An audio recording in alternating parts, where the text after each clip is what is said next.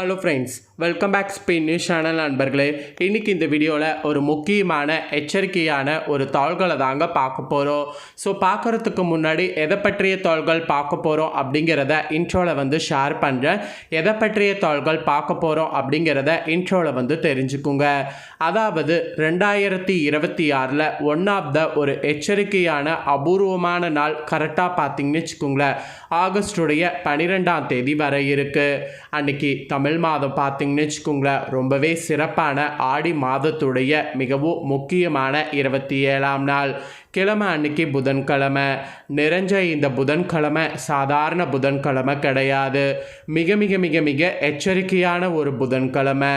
அப்படி என்ன எச்சரிக்கையான புதன்கிழமை அப்படின்னு கேட்குறீங்களா? இந்த புதன்கிழமை தான் பார்த்தீங்கன்னு வச்சுக்கோங்களேன், சர்வ அமாவாசையானது வருது. வரக்கூடிய அமாவாசை சாதாரண அமாவாசை கிடையாது.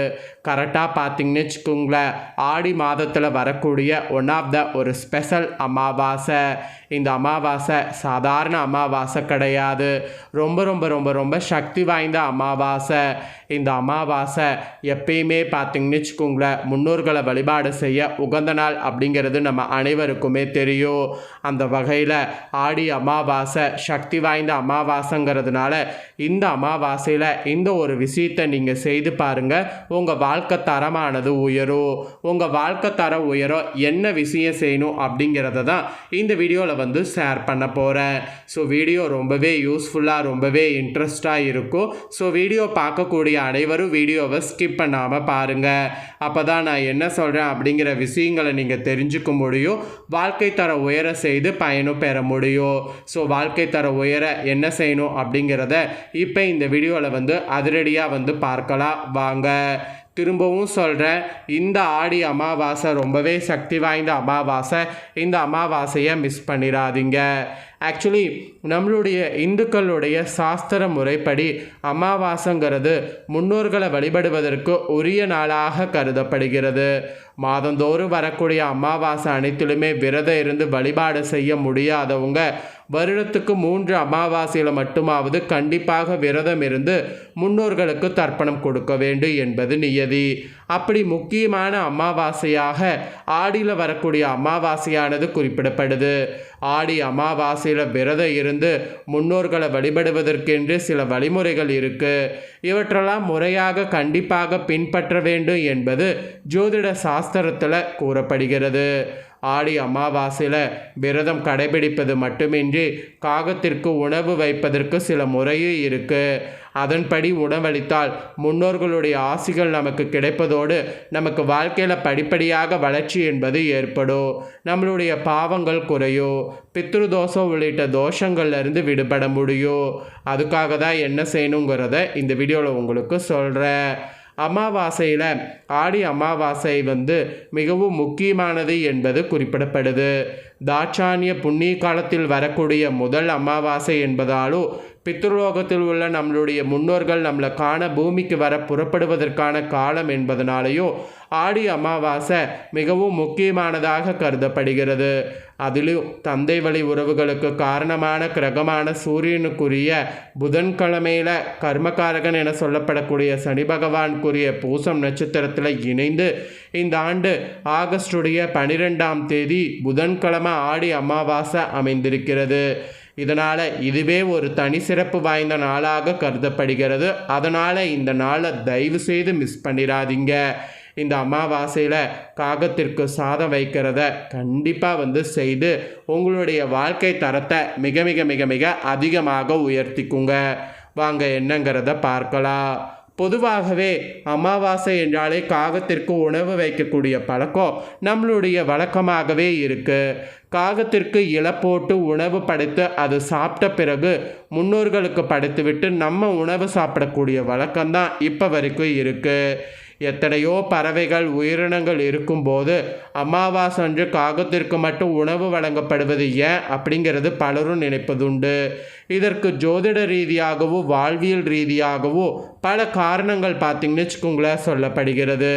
ஸோ காகத்திற்கு சாதம் வைக்கக்கூடிய காரணத்தை தெரிஞ்சுக்கிட்டிங்கன்னா கண்டிப்பாக இனி நீங்களும் காகத்துக்கு சாதம் வைக்காமல் இருக்க மாட்டீங்க. காகம் கர்ம வினைகளுக்கு ஏற்ப நன்மை தீமைகளை வழங்கக்கூடிய கிரகமான சனீஸ்வர பகவான் இருக்கிறார்ல, அவருடைய வாகனமாகும். இதுதான் பூலோகத்தில் நாம் செய்யக்கூடிய திதி தர்ப்பணம் போன்ற சீர்திருத்த காரியங்களை பித்ருலோகத்தில் இருக்கக்கூடிய நம்மளுடைய முன்னோர்களிடம் கொண்டு போய் சேர்க்கும் என்று சொன்னால் அது மிகையாகாத ஒரு உண்மை. காகம் சாதாரணமாக குப்பையில் கிடைக்கக்கூடிய பொருட்களையும் இறந்த எலி போன்றவையும் சாப்பிடும். அதே சமயம் நாம் இலை போட்டு வைக்கக்கூடிய உணவுகளையும் சாப்பிடும். அதுபோல் கர்ம வினைகளால் நம்ம எவ்வளவு கீழான நிலையில் இருந்தாலும் அவற்றை நீக்கி வாழ்க்கையில் ஏற்றத்தை கொடுக்கும் நிலையை கொடுக்கும். அதனாலேயே காகத்திற்கு அமாவாசை நாளில் உணவு வைக்கணும் அப்படிங்கிறது இப்போ வரைக்கும் தர்மசாஸ்திரத்தில் கூறப்பட்டுருக்கு. ஸோ இப்போ காகத்துக்கு உணவு வைக்கிறது எந்த அளவுக்கு புண்ணியம் அப்படிங்கிறத தெரிஞ்சிட்டிங்களா?